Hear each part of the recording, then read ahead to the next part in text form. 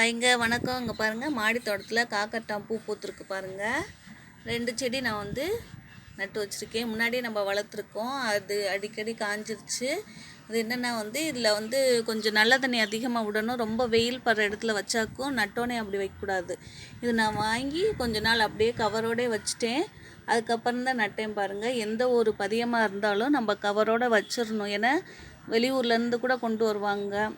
அந்த கிளைமேட்டுக்கு நம்ம ஊர் கிளைமேட்டுக்கும் மாறுபடும். அதனால ஒரு 15 நாள் 1 மாதம் கூட நான் அப்படியே கவரோடு வச்சுருவேன். வச்சுட்டு அதுக்கப்புறம் நட்டுறேன்.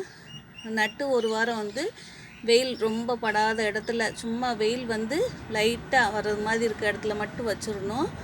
அதுக்கப்புறம் ஒரு 1 வீக் கழித்து நம்ம வெளியே எடுத்துட்டோம்னாக்கா நம்மளுக்கு செடி நல்லா வளர்ந்துடும் பாருங்கள். அது மாதிரி தான் நான் செஞ்சுருக்கேன். நல்லா வேர் பிடிச்சிருக்கு. அதனால தான் பூக்கள் பாருங்கள் எத்தனை பூ இருக்குது பார்த்தீங்களா ஒரே செடியில். இந்த செடி எவ்வளோ அழகாக அடர்த்தியாக நெருக்கமாக அரும்புட்டுருக்கு பாருங்கள். எந்த ஒரு செடியுமே வாங்கினோன்னே நடக்கூடாது. அதே மாதிரி ரோஸ் செடிக்கும் கேட்குறீங்க. ரோஸ் செடி பற்றி நிறைய நம்ம சேனலில் வீடியோ போட்டிருக்கேங்க. நம்ம சேனலில் ஜான்சியஸ்னு டைப் பண்ணி ரோஸ் செடி கேர் அப்படி சொல்லி போட்டு பாருங்கள். ரோஸ் செடி என்ன வேணுமோ பராமரிப்பு, வெயில் கால பராமரிப்பு, மழை கால பராமரிப்பு எல்லாமே போட்டிருக்கேன். அதையும் பாருங்கங்க. பாய்ங்க.